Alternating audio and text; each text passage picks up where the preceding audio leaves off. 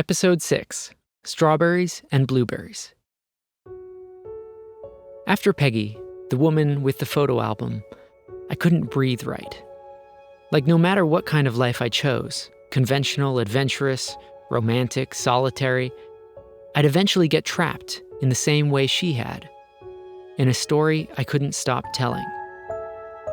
One that once felt vital, but slowly calcified until it was the only thing left. Her voice, her photos, her gaze at the empty jewelry drawer. They stuck with me. She hadn't just lived her story, she'd been defined by it. And now it lived her. I didn't want that. I didn't want to arrive at 80 with a head full of repetition and a heart full of ache. But how do you avoid it? How do you not get caught in the net of your own narrative? Somewhere in the back of my mind, I kept thinking of someone I'd met, who seemed to have let go of all that. But I couldn't place them yet. Just flashes, sidewalk heat, bright blue eyes, a carton of strawberries. I let the memory drift. For now, I had an appointment. Go and find out.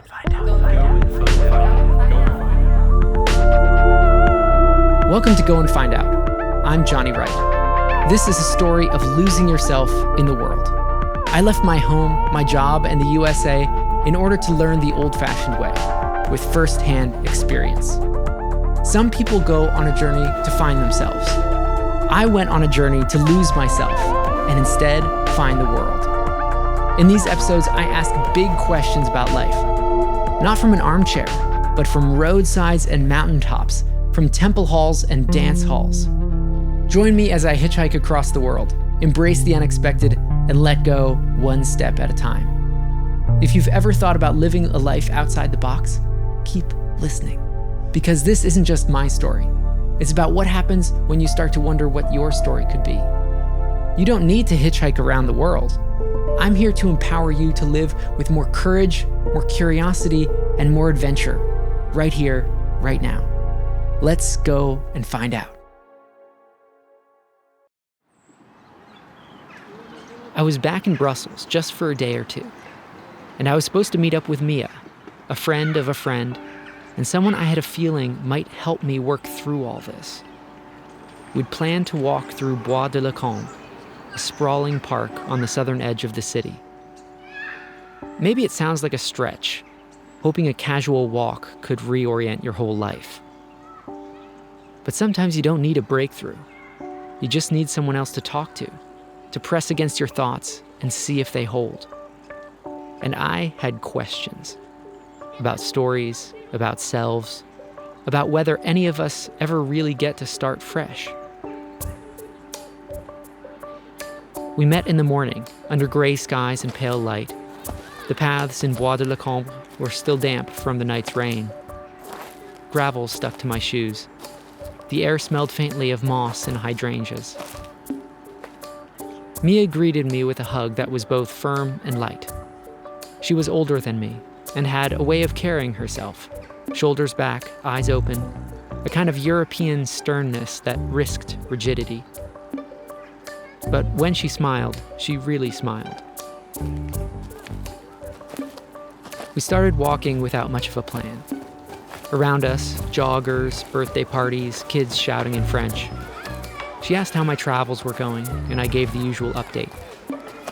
Then I asked about her life, not out of politeness, but because I needed to hear what kind of story she was making out of it. She paused for a moment, then smiled. Well, she said, there are many ways to tell it. I called her up later and asked her why there are many ways to tell it. She said this. I think this evolution is constant. It depends where we would take a picture, in which moment of time, because there are many different versions of earlier me. They're not just two persons, It's the same person evolving over the time. She didn't dodge. She just refused to commit to a single picture, a single thread. She said, I could tell the story of my life as a professional, or as a mother, or as a lover, or a daughter. There's no one version. I frowned. But doesn't it still all add up to something? One arc? She shook her head. No, it's not a thread. It's a weave. She stopped walking and gestured with her hands. Like a painting seen too close, one brush stroke, one patch of color, you step back, and it becomes something else entirely. Then she reached into her bag, pulled out a clear plastic carton, and popped a blueberry in her mouth. Something flashed through my mind. Not a face, not a name, just a blur of summer light, the texture of sun-warmed plastic. I shook it off. We kept walking. It was clear. Mia hadn't fallen into the same trap as Peggy. She was still writing her life, still revising. But even Mia, with her weave, still winced at her past. When I asked how she felt toward her earlier selves, she said, regretful. We looped through a dip in the land, the path darkened under trees. Then she said, often it is about not having sufficient courage to try something. And that's when it hit me. Not a memory, a person. The blur came first. Sidewalk heat, sunlight bending through plastic, a name sharpied on a maroon suitcase, a man with a yoga mat, blue eyes, strawberries. And then the whole story came rushing back. Peggy, with her photo album, had shown me what it looked like to live inside a myth too long. Mia had just offered an opening with her weave, a way to move without erasing. But Goga didn't weave. He didn't thread. He didn't trap or escape. He'd burned the whole loom down. Of course, it was him, Goga.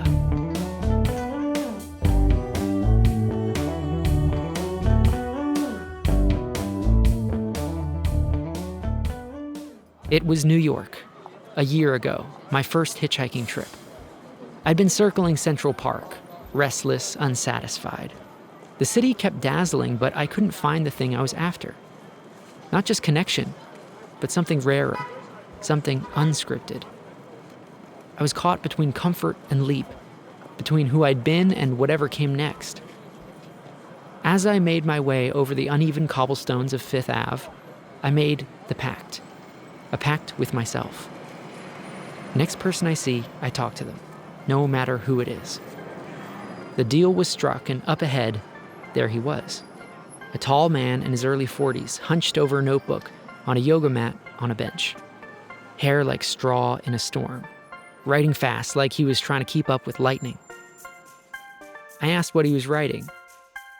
He looked up, eyes clear, accent thick. I'm writing my thoughts. I almost laughed. Can't say I haven't done plenty of that myself. He invited me to sit. I did.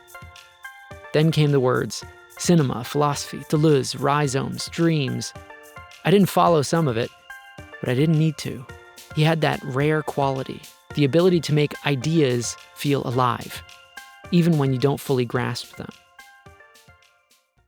I'm Goga, he said, from Georgia. The country, not the state. I also called up Goga later to talk about that day. I need sometimes time to check out my English vocabulary in my mind. But I try to be not fast, but I want to be good, yeah. Sitting together on the bench, I asked him, so what brings you to New York? He smiled, the same way someone smiles when they've remembered a joke they're not sure you'll get. It was a very spontaneous decision for me because of love.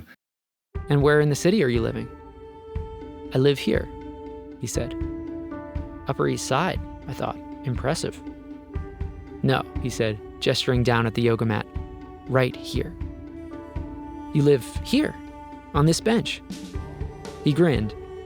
Yes, it's my studio and my bedroom. And I just sat there, processing.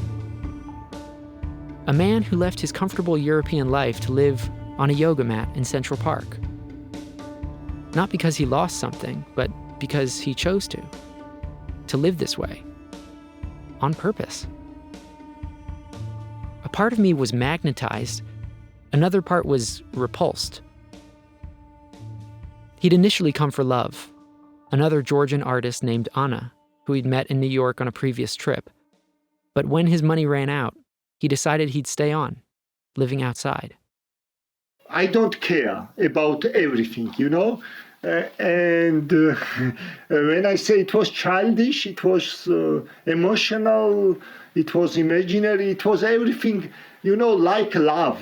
Love makes people crazy, and I'm very happy about this. I think it happened not so often in our lives, like something like this. You know, it was really delusion, it was really... I felt the assumptions pile up in my brain. Is he running from something? Is he okay? Is this performance? Protest? Addiction? He smiled again, wide and warm, like he could see every thought I was having and had already forgiven them. I follow my impulses, he said, if they're kind. I blinked. He pulled a crumpled book from his suitcase, the Upanishads, I think, and flipped to a dog-eared page, then closed it again. That's when I noticed the suitcase. It wasn't full of clothes, but books. A portable library dragged across the city. He didn't own a working phone. When he wanted to message me, he went to the Apple Store, downloaded Instagram on one of the demo iPads, logged in, and sent off his message. That first day, I walked away stunned. He said we'd meet again tomorrow, same time, different park. Union Square Park, he said. There's good sun. My intrigue and confusion only grew that night as I thought of Goga lying down to sleep amidst the hubbub of the city on a church doorstep. How could he make it work? How could he possibly be okay with it? The next day, I found him sitting on the grass, back straight, face to the breeze, the suitcase beside him like a dog keeping watch. I asked how he was doing. He said, hungry. He stood up, strolled over to a trash can. I couldn't imagine what he was doing. He reached in, and when his hand came up, it was carrying a carton of strawberries. Fresh, plump, perfect. Then, calmly, he walked them over to the water fountain, rinsed them one by one, and held the carton out to me. Please. I stared at them. You just found those? He nodded. Finding food was very easy. I hesitated, then picked one up, looked at it warily. I try to keep an open mind, but this was a stretch. The strawberry was warm from the sun, cold from the water, and exploded like summer in my mouth. I laughed, out loud. I couldn't help it. He looked pleased, and then sat back down and said, "This is enough." And in that moment, he seemed to be right. It's a very, very interesting thing was that whatever you find was all you had. You know, I cannot choose something. What I find, it was what I have. Over the next few days, we kept meeting. Not through texts, not through plans, just intuition and Apple Store DMs. We'd meet in parks, Union Square, Riverside, Central. Always outside. Always somewhere the sun could find us. When I asked if he ever missed having a home, he shrugged. I have a home. You're sitting on it. Everywhere's my home.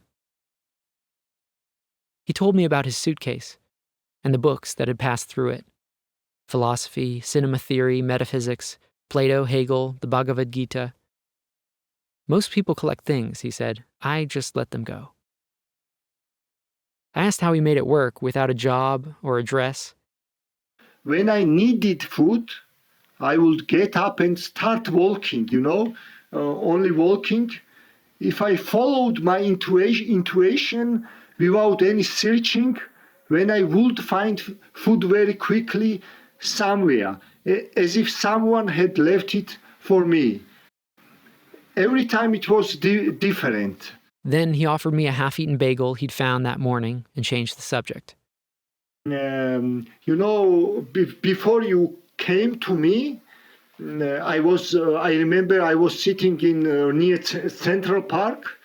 For this time, for 1 week or for 2 weeks, I thought about friend and so on. You came. I don't know how, but you came. And being with him made me feel lighter. One day I asked what was next for him. He blinked. What is next? I tried to clarify. Like, will you stay in New York? Go back to Europe? He stared at me like I'd asked what color wind was. We sat quietly, watching the river blink with light. Goga wasn't trying to achieve anything. He wasn't looking for transcendence. He was just living, minute to minute. So, of course, I had to ask, did he have a story? I think we all have our stories, but that's not the point for me. It's more important to me move into the unknown future, with the flow. I'll admit it. There was a part of me that wanted to say, do something, get a job, take care of yourself. There was some bias, some almost disgust at what he was willing to live with. I mean, he ate straight out of the trash. But then I couldn't argue with his joy, that infectious smile. However harshly you judged him, you couldn't say he was unhappy. Even mischievous. Once he told me he'd wondered what his own piss tasted like. So he drank it, just to know. And his feces, well, it was funny, and there was a twinkle in his eye, but he wasn't entirely joking. And somehow, in his mouth, even the absurd became sacred.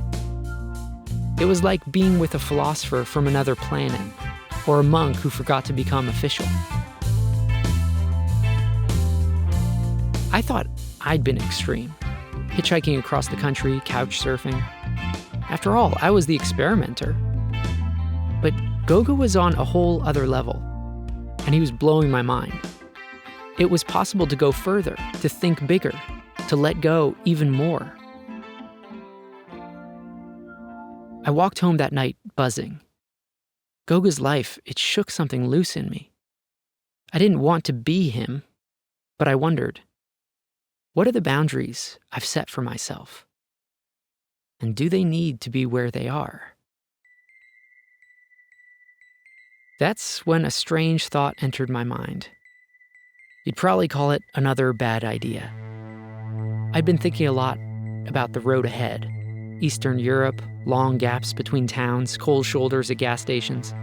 Sleeping outside wasn't a thought experiment anymore. It was looming, likely. So why not try now? In New York, of all places, the so-called dangerous city. An immunization, I told myself. A controlled burn. I mentioned it to my friend, the one I was crashing with. He looked at me like I'd suggested chewing glass for breakfast. There's absolutely no need to do that, he said. Literally no one's asking you to sleep outside. And he was right. No one was asking. I had no gear, not even a yoga mat like Goga. But I couldn't shake it. I didn't want my edge to be hypothetical. I wanted to touch it. Goga had told me, Pier 84, by the water, you dream better. We agreed on 9 p.m. I packed what little I had, backpack, water bottle, toothbrush, a few shirts in need of a wash, and stepped into the dark with something close to dread. The park was quiet when I arrived, sky the color of old bruises. The last joggers vanished into shadows. Laughter flared and faded next to Bluetooth speakers. I scanned the benches. No Goga. I waited. 9:15, 9:45, 10:30. Still no Goga. And no way to reach him. The Apple store was closed. Maybe something had happened to him. Maybe this was a mistake. Maybe I wasn't cut out for this. "Go back," whispered a voice. "Just try again another night." But the night had already begun. I found a patch under a tree, spread my jacket, laid down. The earth felt alien, damp and uneven. The city's breath pressed in from all sides, voices, sirens, the river close by. Somewhere, a couple fought quietly in another language. A dog barked twice and fell silent. I put in earplugs to soften the noise, but they didn't soften me. My body stayed taut, heart slow but loud, like a soldier who'd lost the war but refused to lower his weapon. I must have drifted, 20 minutes maybe, then light, swinging beams, voices, flashlights cut the dark like knives. I blinked against it, tried to disappear into the grass, but the beams kept coming, closer. And then, flashlight in my face. "Sir, you have to exit the park. It's closed." 2 NYPD officers, civil, unmoved. I sat up. So did others. A quiet exodus of the unchosen. I joined them, half-asleep figures with backpacks and blankets rising like ghosts, and walking out. And that's when the doubt surged. Hot, immediate, choking. What was I doing? I was just another privileged white guy looking for danger. What did I know about real risk? I stood at the edge of the Hudson, blinking into the lights of Jersey, wondering how to get myself out of this. It was an experiment gone too far. I stopped my hand from reaching for my phone. No, it's not over. This wasn't about masquerading as homeless. It actually had nothing to do with the experience of real homelessness. It was simply that personal barrier that I had the instinct to cross. And even all my doubting wasn't going to stop me. I started walking. Hell's Kitchen was hollow at that hour. Closed bodegas, flashing walk signs. Steam curled from vents like breath in the dark. The air smelled like vinegar and burnt sugar and rats. On 43rd, I found it. A shallow concrete alcove beside a gray wall. Anonymous and dry. I knelt down like a shadow and curled around my pack. The cement was hard. The street lamp above me buzzed like a mosquito in my brain. And then it began. The senseless, pounding night. Every footstep was a warning. Every gust of wind carried a question. Was that voice angry? Are they coming closer? I imagined how easy it would be for someone walking by to land a kick in my ribs. Images flashed before me, drive-by shootings, muggings, robberies. My whole system felt like a car on blocks, revving and revving and revving. It would just keep going until it ran out of gas. I pulled my jacket tighter, turned over again, and whispered the only prayer I could remember. It won't last forever. It won't last forever. It can't last forever.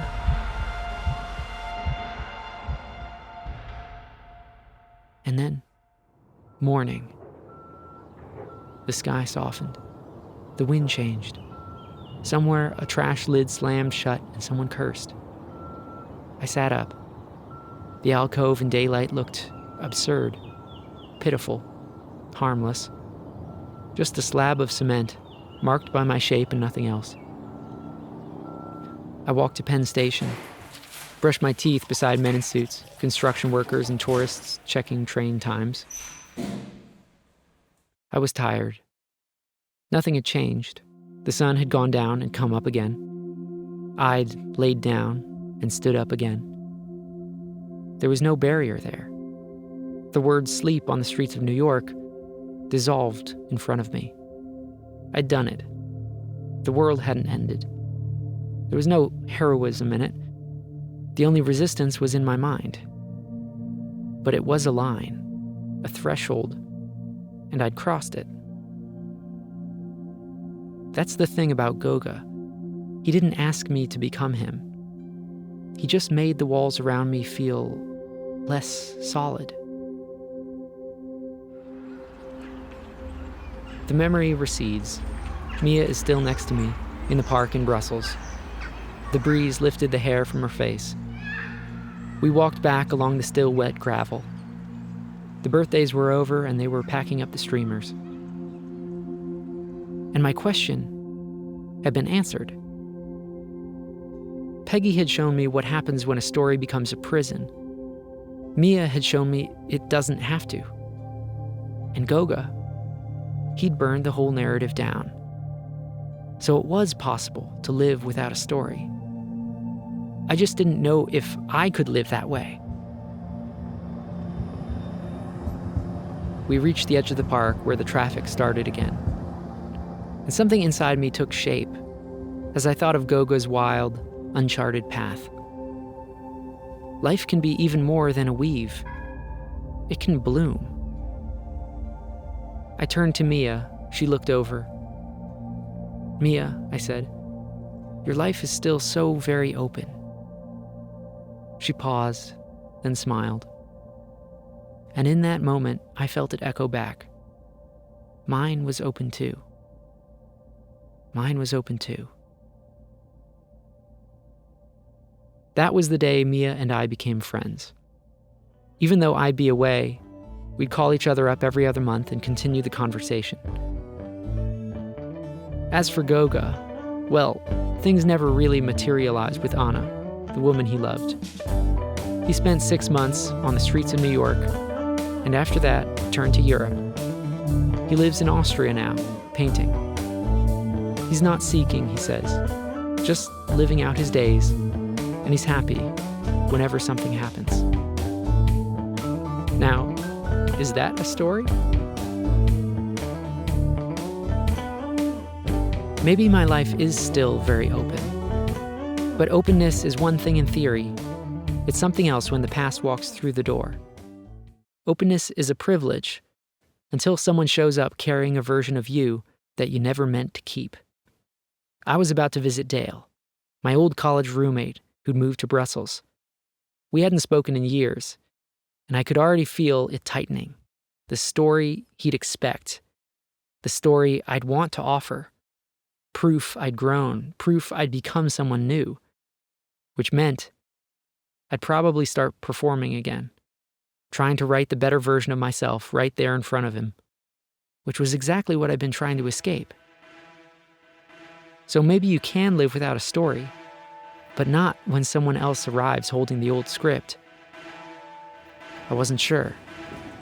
I walked up the steps to his place, paused at the door, raised my hand to knock, and stopped. Go and find out.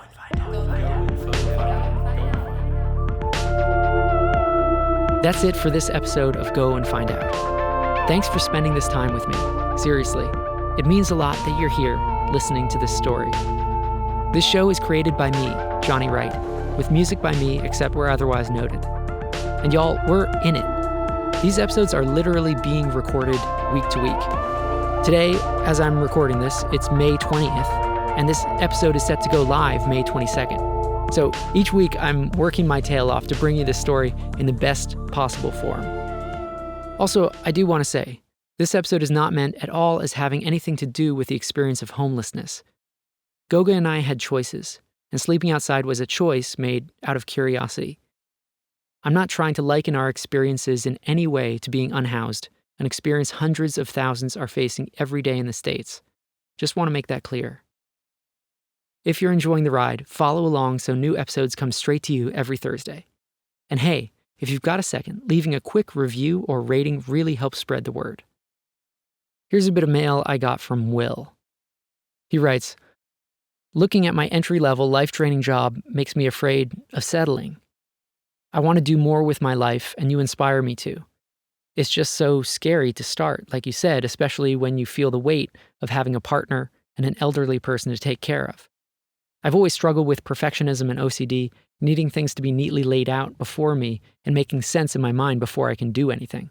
It's a very difficult loop to break, and when I try, it's exhausting, and I make excuses in my mind of reasons to stop and settle back again. Did you struggle with any of this, and how did you overcome it? Thanks for sending this in, Will. I really resonate with what you're saying. That feeling like maybe nothing will change. Maybe I'll never get to a place where I can feel fulfilled and active. Now, I'm not a mental health professional, and I'm not really qualified to give advice because I'm just learning. But to answer your question, yes, I felt a lot of excuses and doubts bubble up before I went on my trips. There are a whole lot of great reasons not to do something bold and life-giving. It's not easy. Here's how I dealt with that before my trip. There were 3 steps. First, I played with the idea. Second, I made the decision. And third, I took irreversible action. It's great to play with an idea. Let it come out. Say it to someone. What would you like to happen? If that idea continues to feel vital, then it's time to make the decision. Now, there's a lot that goes into making a decision, and I can talk about the nuts and bolts of decision-making another time, but all I'll say here is that the decision has to be made when you really feel yourself, when you feel present, clear-eyed, and calm. And third, after that decision, you need to take irreversible action. What is the step towards that path that you can't take back? So it might happen at a different time than the decision itself, right? If the decision requires clarity and calm, and action requires boldness, you might not have all of that on one day. But you can make the decision and then say, okay, the next time I feel the required boldness, I am free to take that action. For me, the irreversible action meant setting up a sublet for my spot in the house where I was living and taking a leave of absence from my job. Those things I couldn't easily take back. And once the wheels were set in motion, the situation itself pushed me out. I didn't have to exhaust myself every day trying to push myself. The situation pushed me instead. There's so much to be said about this topic, so I'm really glad you brought it up. I even wrote up a whole thing on efficiency in decision-making to keep us from that exhaustion. But unless there's a real interest, I'll stop there. I'd love to hear from you. Thoughts, stories, weird travel tips, whatever's on your mind. Drop me a line at goandfindoutpod@gmail.com, and I'll do my best to write you back.